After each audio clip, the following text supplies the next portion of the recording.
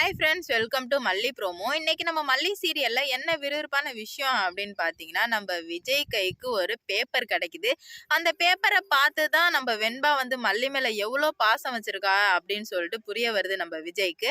அதுக்கு முன்னாடி என்னவெல்லாம் நடக்குது அப்படின்னு பார்த்தீங்கன்னா, இப்போ வந்துட்டு வெண்பா ரொம்ப ரொம்ப வருத்தத்தோட இருக்கா. எங்க நம்மளால தான் மல்லியம்மா வீட்டை விட்டு போயிட்டாங்களோ அப்படின்னு சொல்லிட்டு சாரி சாரி சாரி சாரின்னு ஒரு பக்கத்துக்கு எழுதி வச்சிருக்கா நம்ம வெண்பா. எந்த அளவுக்கு வெண்பாவுக்கு மல்லியை பிடிச்சிருந்தா அவ இந்த அளவுக்கு எழுதுவா அப்படின்னு சொல்லிட்டு நீங்களே பார்த்துக்கோங்க. எழுதவும் உடனே ரஞ்சிதாவும் அங்க போதும் முன்ன அந்த ரூமுக்கு வராங்க. இவ என்னதான் பண்றா அப்படின்னு சொல்லிட்டு பார்க்கறதுக்காக வரும்போது ஃபுல்லா சாரி சாரின்னு எழுதி வச்சிருக்காங்க. அதை பார்த்ததுமே போதும் முன்னுக்கு சமக்கவும் வருது.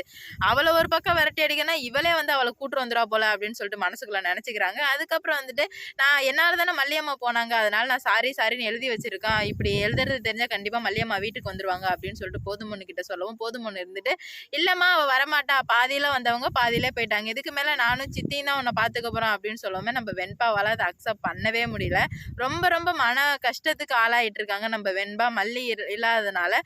ஏன்னா மல்லியம்மா போயிருந்தாலும் ஒரு பக்கம் கஷ்டம் இருந்தாலும் நம்மளாலதான் மல்லியம்மா போயிட்டாங்க அப்படின்னு சொல்லிட்டு நம்ம வெண்பாவுக்கு ரொம்ப வந்து கில்ட்டா ஃபீல் ஆகி ரொம்ப கஷ்டப்பட்டுட்டு இருக்கா நம்ம வெண்பா பாப்பா.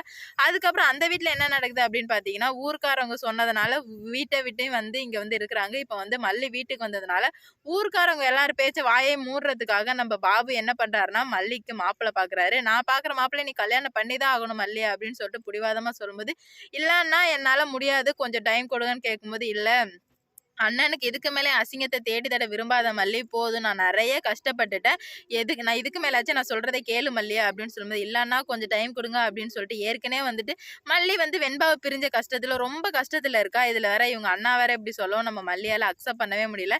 அதனால என்ன பண்றா வந்து ரொம்ப அலறா கெஞ்சிரா என்னென்னவோ பண்றா. ஆனா வந்துட்டு அவங்க அண்ணன் ஒத்துக்கிற மாதிரி இல்ல.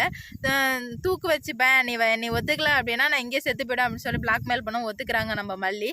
அங்க அதே நேர் ஆப்போசிட்டா நம்ம விஜய் வீட்டுல என்ன நடக்குதுன்னா, விஜய் கைக்கு வெண்பாவை நினைச்சு ஏற்கனவே ஃபீல் பண்ணிட்டு இருக்கு விஜய்க்கு வந்துட்டு ஒரு கையில ஒரு பேப்பர் துண்டு கிடைக்குது. அந்த பேப்பர் துண்டுல என்ன இருக்கு அப்படின்னு பாத்தீங்கன்னா, நம்ம வெண்பா எழுதியிருக்காங்க. அதுல வெண்பா என்ன எழுதியிருக்கா அப்படின்னு பாத்தீங்கன்னா, நம்ம மல்லியம்மா வந்து இந்த வீட்டுக்கு வந்தே ஆகணும் கடவுளே, ப்ளீஸ் உங்களை கெஞ்சி கேட்கிறேன் அப்படின்னு சொல்லிட்டு கடவுள் கிட்ட ஒரு சின்ன பிள்ளை ப்ரே பண்ணுது அப்படின்னா, அந்த சின்ன பிள்ளைக்கு மல்லியை எவ்வளவு பிடிச்சிருக்கும் அப்படின்னு சொல்லிட்டு நீங்களே பாத்துக்கோங்க. அதை பார்த்ததுமே விஜய்க்கு கண்ணுல தரைய தண்ணி ஊத்துது.